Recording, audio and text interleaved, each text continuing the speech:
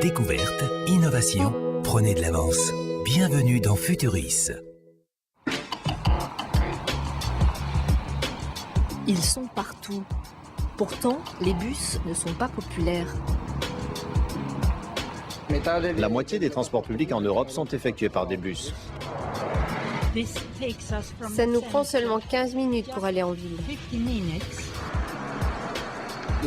Mais les bus sont toujours largement considérés comme le moyen de transport le moins efficace et le moins attrayant. Parfois, les gens tombent malades quand ils sont assis dans le sens inverse de la conduite. C'est impossible de voyager quand les bus sont bondés et sales.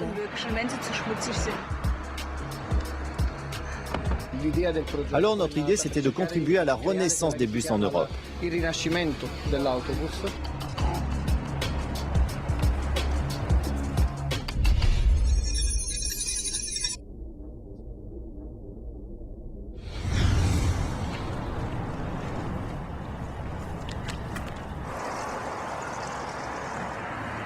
À Göteborg, en Suède, un tout nouveau bus dessert la ligne 16, une des plus utilisées en ville. C'est l'arme secrète pour que les Européens se réapproprient leur bus. Le véhicule est censé offrir 20% d'espace en plus pour les passagers, avec seulement quelques astuces. Voilà le nouveau bus que nous avons développé. Pour commencer, nous avons ces deux nouvelles portes coulissantes qui sont plus larges. Elles permettent une meilleure circulation des passagers. Nous avons aussi ces sièges pliables que vous pouvez voir ici. Nous en avons 15. Aux heures de pointe, les conducteurs peuvent les bloquer en position verticale. Nous avons également placé le chauffeur au centre, entre les roues avant. Et nous avons déplacé les roues plus à l'avant pour générer davantage d'espace. Et ici à l'arrière, nous avons de nouveaux soufflets qui sont transparents. Grâce à cela, nous obtenons plus de lumière à cet endroit, qui généralement était la partie la plus sombre du bus. Ce bus est le prototype final d'un projet européen. Objectif, promouvoir l'utilisation de bus plus silencieux, plus propres, plus efficaces et plus conviviales.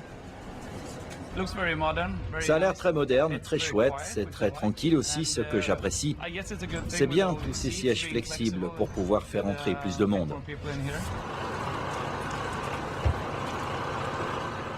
C'est plus facile pour entrer et on a plus d'espace libre à part ici. Et qu'en pense le chauffeur ? Vous avez des points de référence différents. En tant que conducteur, vous êtes assis au centre et dans tous les autres bus sur la gauche.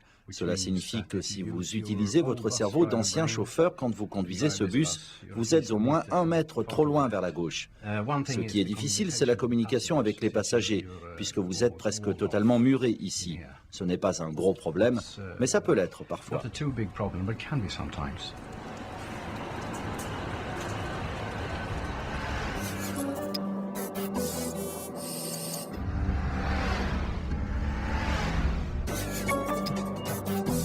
Les chercheurs ont utilisé des modèles mathématiques complexes pour calculer les flux de passagers et l'accessibilité.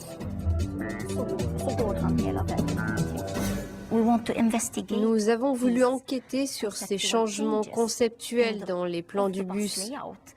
Et nous voulions savoir comment ces changements conceptuels affectaient les performances du bus en termes de temps d'attente, de capacité ou d'accessibilité.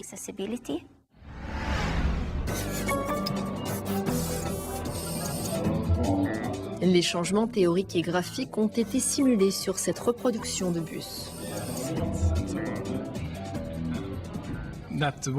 Ce bus en bois a été construit avec des modules pour que nous puissions changer les différents aspects de l'autobus. Par exemple, l'avant du véhicule, un nouveau type de siège. Nous pouvons aussi changer le nombre de portes. Et puis nous pouvons voir comment ces changements affectent le flux des passagers qui entrent et qui sortent et savoir si les gens choisissent de se tenir debout ou assis, et ainsi de suite.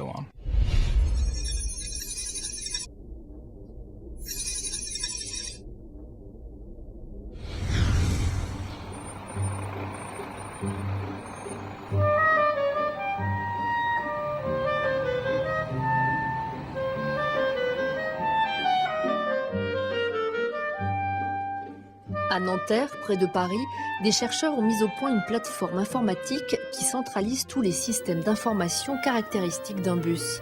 Les conducteurs peuvent contrôler à partir de ce petit écran toute l'électronique à bord, comme par exemple le GPS, l'information trafic en temps réel ou la surveillance vidéo.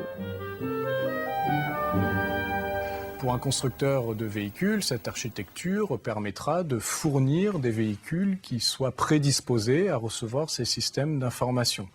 Pour un opérateur de transport, cette architecture permettra de simplifier l'installation, la maintenance des systèmes d'information. Pour l'utilisateur final des transports en commun, cette architecture permettra de fournir un service multimodal, donc une information voyageur continue de bout en bout le long de son parcours.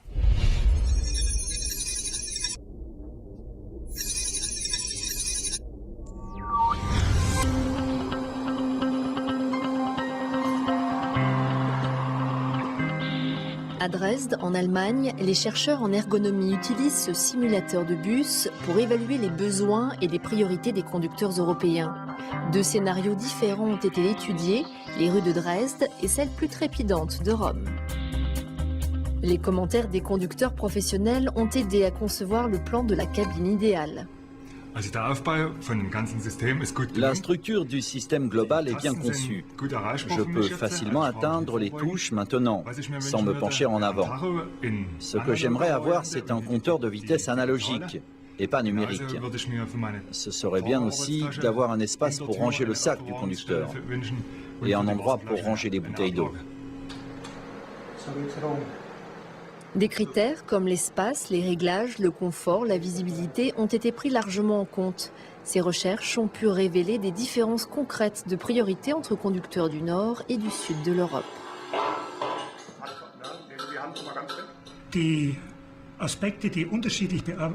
Il y a aussi des aspects qui sont évalués différemment selon les différentes villes, Rome et Dresde.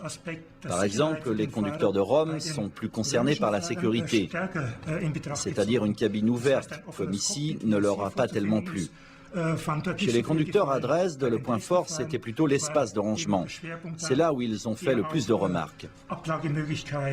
Et ça, ce n'est pas prioritaire pour les conducteurs romains.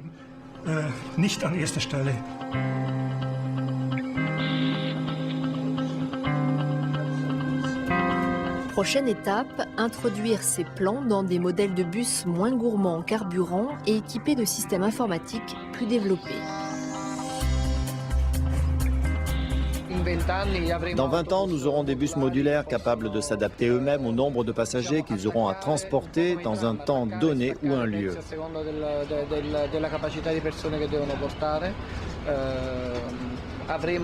Dans 20 ans, nous aurons aussi des bus dont l'état de santé, le fonctionnement du moteur, les portes, etc. sera complètement contrôlé à distance à partir d'un ordinateur central. Cela permettra d'éviter à un bus de tomber en panne en plein service, au milieu d'une rue et de façon inattendue.